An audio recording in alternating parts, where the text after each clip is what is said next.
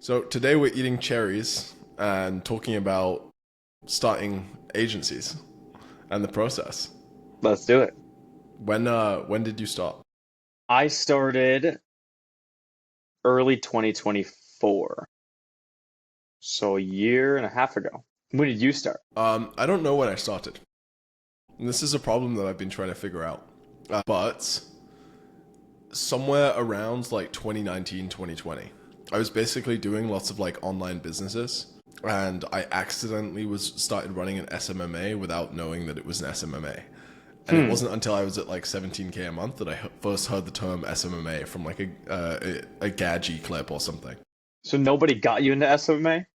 Nobody got me into Oh, SMMA, which is like the weirdest part of it all. I got really obsessed with like subscription businesses. So the idea of like having a service or a product that I could sell that people would keep paying for every month. And I was originally doing music marketing. So I was selling like music marketing packages that you'd pay for like $20 a month.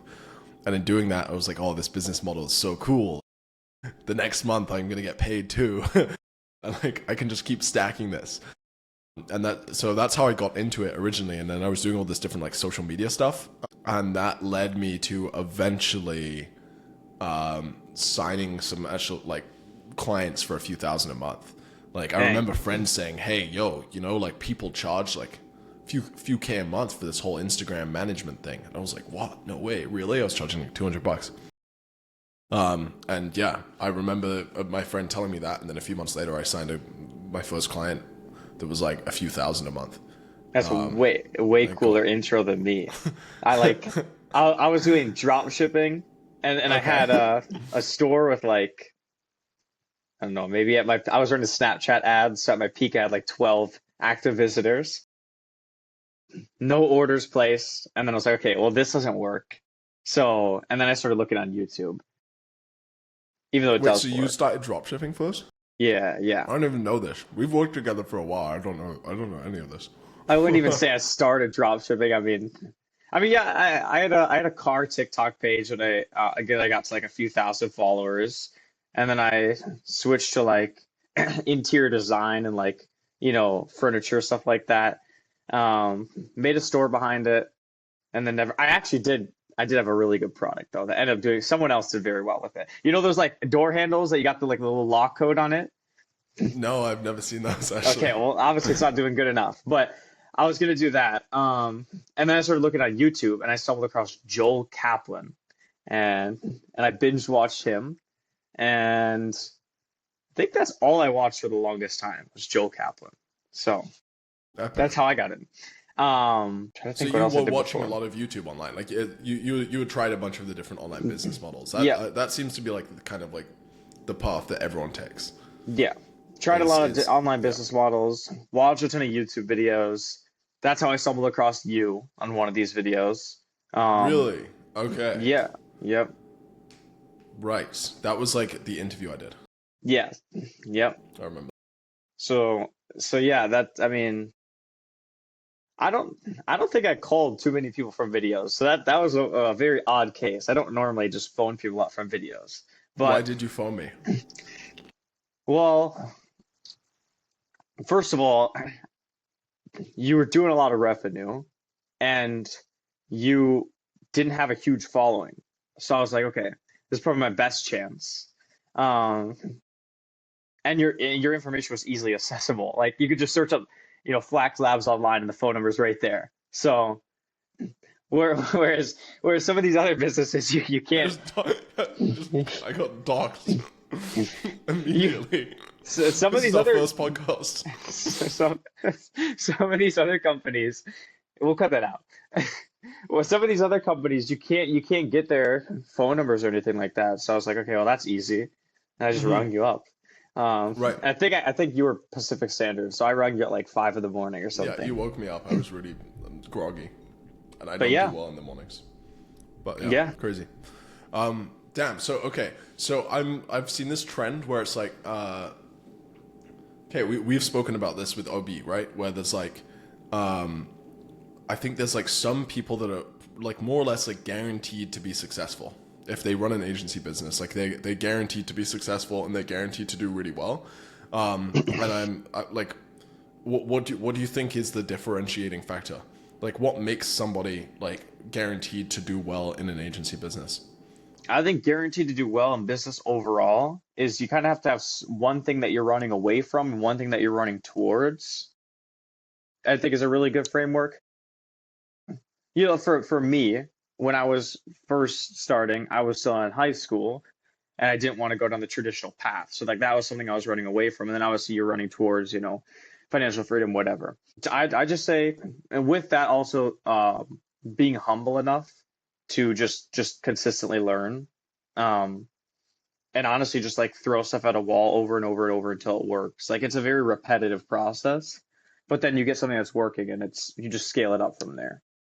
But do you think like I've met lots of people over the years that like talk about like starting a business or talk about running a business that say that they want to, but they don't really try to. Yeah. And one thing that I've always tried to figure out is like why that is. Like what then stops them? And because there's also other people that I've met where it's like I know for a fact like they're guaranteed to be successful, and at every level I've met that person where it's like I know for a fact like 100% like this person's going to be really successful, and that could be someone that's already worth like $50 million or like $500 million or several $1 billion, and like you just know that they're going to keep doing well and keep leveling up really quickly. I don't know. I wouldn't say there's like one thing in particular. Um, I want to figure out what that is. yeah, wouldn't that be great? That's one of my biggest life missions. Yeah, because I mean, I know a lot of people who started businesses and then stopped businesses, or they're kind of on off. I like Hmm. it's. I mean, this could be. You could take this two different ways, but I think you really have to be all in on it. Like this Yeah. has to be like your thing, and you almost drop everything else to pursue this. Um, I mean, you don't have to, but I think that's a really good trait to look for is someone who's like this is primarily what they're doing and what they're focused on. Um, and then just, I mean, willing to go through a lot of failure to actually get there. You could look at, I guess, past things that they've done. Um, like as strange as it sounds, someone who's played video games a lot, who's got really good at those, could be an indicator, or Yeah. sports, or just something Hmm. where you have to do something, fail, and then, continue doing it until you're good, is a good Right. indicator. Right. High likelihood of failing quickly, basically, learning from Yeah. mistakes quickly, and keep continuing to try, even if Yeah, there's but like not necessarily a reward on the other side of it. I mean, yeah, and you really just have to really, really want it enough. Like you can't just like kind of want it. Like it can't be a motivational thing here and there. You have to really like need to get here, and like it bothers you if you're not there. Um, I think yeah, but also like so this is what what, what I found weird is like I've always just thought that or like felt that it was guaranteed. Like if I just keep going, just keep doing it, it's like guaranteed to happen. I don't know when it's gonna happen, but and maybe that's just a mentality that I was lucky to have. But there's never been any doubt in my mind. It's like the possibility of it. yeah, I'd say very similar for myself. Not so much from that perspective, but just yeah. I mean, if you keep on working and compounding every day, I mean, you're either learning something or you're winning, right? There's really no backstepping unless you stop doing it. So it's like if I just do this thing long enough, like I'm gonna obviously you're gonna have to make tweaks in X, Y, Z, but you're gonna move in the right direction. Mm-hmm. Yeah. Yeah. So, Mike, maybe that's what it is. Like, if people, if someone like genuinely believes that it's guaranteed to happen, then they're willing to just keep going no matter what, and Yeah, that's like and the there's fuel. and just not willing to stop until they get it. Like, and even after they get it, obviously keep going from there. But like, yeah, just relentlessly going towards something, even if it takes a while and stuff like that. Because that's something I think I was transparently I got into the agency space because I thought it was going to be get rich quick and like 10K a month in 2 months, whatever. And that wasn't the case for me. I didn't make anything my first 9 months. Really, So yeah, really, yeah. I wouldn't say what? I was taking it that serious. I was very Yeah, part-timey, yeah. but yeah, I didn't make anything for my first like 9ish months Wow, I didn't running know it. that. But I wouldn't say I was like I don't know. I wouldn't say I was even building an agency then. It was like in my free time, if that makes any sense. What was the Like I switch was then? Like what like made you go, "Oh, I'm going to spend more time on charging this." money would be the first one, as crazy as it sounds. Yeah, switching from free trials to actually charging money and being comfortable with that would be the first one. And then and then just scaling up outreach, doing way more than you'd expect you'd actually have to do is another really good way to get a lot of stuff coming in. Kind of my whole mentality when I was cold calling, when I was taking meetings, etc., was, just do so much volume to where it's impossible to fail. So like volume negates luck sort of thing. And that served me very well because I've been able to do a lot of volume and pretty much learn from that volume, and it substantiates for itself. If you do 20 cold calls a day, I mean, not as much of a chance that you're going to book a meeting compared to if you do like 300. You know what I mean? Mm-hmm. Makes sense. Huh. So you started doing a lot more volume, but like I guess what made you go, okay, I'm not going to touch any other business model now? Well, I knew I was switching from thing to thing, and I just needed to focus on one. So I kind of that I was self-aware of that like, hey, I need to go and just put all my attention into one thing, and one thing only. And then with that being said, like like I said, I wasn't really working on it. I was taking it very unserious here and there, Yeah. and then I started really taking it serious and this one I consider that I started my agency. Like I maybe started like middle of 2023, but I wouldn't say I was really like working on it at all. I mean, it was like maybe a couple hours a week. But then when I actually like kicked it into gear and started working on this like all day, every day was like right at the beginning of 2024. And I'd say that's when I started working more on it was when I saw the most growth. And when I Right. dropped doing everything else. Another Right. big thing was I was stuck in the longest time in this like research phase where like I'm looking at YouTube videos and like I'm looking at live cold calls and YouTube videos on how to cold call and all that sort of stuff instead of actually doing it myself. Yeah. I'd say that was one of the biggest levers I pulled, with just instead of watching, actually just doing, because Right. you'll learn a lot more by doing. Right. You know, for what I think was funny for me, which was like very much the opposite, is I would spend a lot of time watching YouTube videos on different business models than like the one that I was doing, and like looking for like what is the best business model, even though I was running something already. But I wouldn't spend any time like studying like my business model. So I was like, I had this business that was already working that was doing like 10, 20K a month. And I started other businesses here and there. And like, uh, yeah, it was only when I actually started like looking into like agency related videos and like discovering what SMMA was and that there was this whole industry behind it that I actually started finding good information. And then I was like, whoa, hang on a second. Like I know how to onboard a client now. Well, but then I got into this bad cycle. I got too much information. Like I would just watch so much videos. I would have pages of stuff to do that was unapplicable to where I was at. I'd say like if I went back now, I would literally just do outreach, focus on finding leads, setting the appointments, and then closing those. And So like, there's lots of, sorry, go on. yeah. Well, I was just gonna say like that's what Joe Kaplan would say a lot, and that's what really resonated with me. Is he would say, find leads, set appointments, close appointments. Like if you don't have clients, it's all you should be doing. And I mean, it was a really simple way to think about it, and it was super correct. That's really all you need to be doing. Yeah.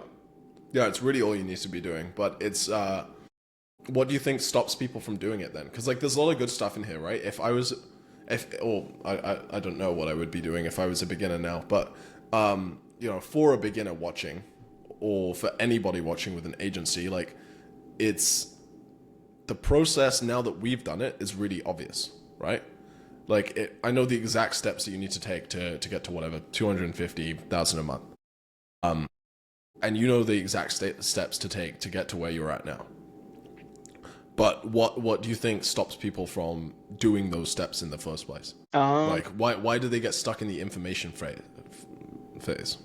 They're always looking for, next best thing. And then also with that, like they might try something for a week and then it doesn't work and they're looking for something new. I mean, you just have to be devoted to like one channel and just like hammering out as much volume for this for the next like 3 months as possible before you can even expect to see anything. So I'd say it's just like giving it enough volume and giving it enough time, and then obviously being able to put the work in and actually do it. Like to not do cold calls is way easier than to go do cold calls. Um, but that's also why not a lot of people scale their agency and a lot of people fail. It's because they just don't do the work. So actually just doing the work and then doing enough volume of it. Sounds like it's pain avoidance, so. Yeah, exactly. It's like avoiding the actual difficulty and pain of maybe like getting things wrong the first time and not being as good as you want to, and not feeling good about yourself, even though it's making you money every time you get a call and someone says no. Yeah, and I'd also say like just focusing on the wrong things, like tweaking your website or stuff like that. All you should really, I mean, obviously have a good website, have something up, but all you should be doing is focus on getting leads and reaching out to them, right? And then refining that process overall. And that's it. I mean, outside of that, obviously there's a lot more that goes into it, but to get off the ground and get a client, that's what you first need. And then obviously you figure the rest out. Yeah. It's really true. I think it's just like a really difficult thing for most people to wrap their head around. The idea that actually like even watching this video is probably not what they should be doing. Yeah. It's that they probably have all of the information they need, and all they have to do is just pick up the phone or start sending emails or start messaging people, and literally just working on getting a client or two or three or wherever they are. They need to do more of that. And then the biggest hurdle as well was I obviously prepped a lot before I saw my first client to make sure I knew what to do. But like, I think I tried mastering service delivery without having any clients. So like before I had a client, I was like, I gotta have it be perfect. Like I can never turn a single client or make a single mistake. Like everything's got to be aligned.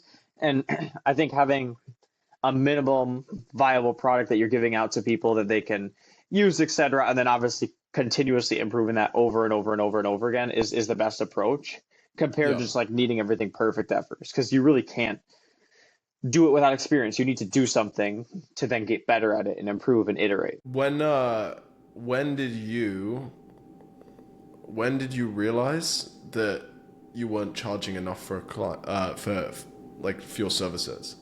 Or what When I made you started start speaking charging properly? when I started speaking with you, probably. I remember for the longest time, this is pretty much a loop we just went in where it was like, more, I can't. Let me bump the prices up like from 100 to 250, see what happens. Spice things up a little bit. And then you say bump prices more, and I go from 250 to 750, and I felt like it was like groundbreaking. And then you said bump prices even more, and I just kept going up and up and up. To be honest with me, I had to like work my levels up. So I had to sell a couple people at 1,000 and get used to that, and then go up to 15, and then go up to 2, and then go up to 2.5. But I think, I mean, nothing really changes. You're just naturally going to need maybe a little bit more volume if you're getting used to pitching something a little bit new, and then you just need to be confident in pitching it. Like I'd say that was my biggest thing at first is, I'd start shaking and I'd say, well, it's just like, 2,500 a month. And, you just got to be confident in it, just like you're saying 250. Right. Just like you're saying $5. Yeah, exactly. You need to, it can't be, if it's a big amount to you, then it's a huge amount to them. So then what makes it easy to be confident in pricing? Trusting your ability to deliver on the back end, or figure it out. How do you trust yourself if you've never done it? A little bit of preparation. So you have a high level overview of what to do. And then just like, obviously everything else you do in life, how you do one thing is how you do everything. If you're not, trusting yourself to be able to wake up on time, then, maybe I wouldn't have too much confidence. Right. But if you're doing all those things and you're really moving in the right direction with everything that is a controllable, then you should have pretty good trust in yourself to be like, hey, when somebody signs up with me, I've got a good concept of what to do already. And I'm just like, I know I'm just going to over deliver for this person. Like I'm going to do what I'm supposed to do in 10 times more to be able to make sure it's the best experience possible. And yeah, really, really caring about what that person's delivery actually is. Yeah, I think that's another hurdle that someone that's starting out has to get over, is the idea of what they are going to deliver itself and then how that will work. and the process of it too. Yeah. Because I remember for myself, like, and I've seen this with other people, like even people that have joined OB that we have accepted have come in and been like, I don't know what it is that I should offer in the first place. And then when they figure out what they need to offer, they then need to figure out how they're going to onboard people and what that delivery is going to look like itself. And it's kind of like the process of going through and learning all of those things that allows you to also be very confident in the service that you're about to go and sell to people. Yeah. And that confidence then turns into closings, and that turns into getting clients in the first place. But it's like this weird, like getting off the ground and getting it started is like one of the weirdest, hardest parts of it all, for sure. Yeah, because then once you sign clients, you actually deliver. It helps you close more because you're more confident. You're delivering it better, and it's like it's a positive flywheel, right? The more you do, the better you get at it. It's momentum. But when you first start out, you really have nothing, and sometimes you just need to fake it to yourself, and have confidence, and then just like figure the rest out. Like it's really not pretty starting out, to be honest. But once you get the momentum rolling and you get stuff rolling in, then it's a lot easier from there. Agreed. Well, I think that was a great first podcast. There we go. We've got a wrap, but if you're watching this for the first time, then Brayden and I started a group called OB Collider, where we accept one person a month currently into like a group that has lots of one-on-one private coaching from ourselves, from some other successful agency owners in the space. All of the lessons and everything that we've learned, just delivered in a very tight community of people that are really committed to their businesses. And yeah, we're looking for the best people in the agency space. So if it sounds interesting to you, then toss an application in, put good work into it. We'll review it, and you might be one of the people that we accept into the group. Yep. Yeah. Thanks for listening. And one last thing is very cool. This isn't one where it's out of pocket, straight out of way. So we really like to focus on delivery first and then actually getting payment. So the way we price, the way we scale the businesses, etc. There's no like course $10,000 up front or anything like that. Let us help you scale and then we get paid. It's sort of the model. Yeah. Let us help you scale to 100K a month plus in profit. Let us help you put management in place to run your agency or business or sell it. And that's what we're really focused on. So thanks for listening. There we go. We'll see you guys next week. There we go. Boom.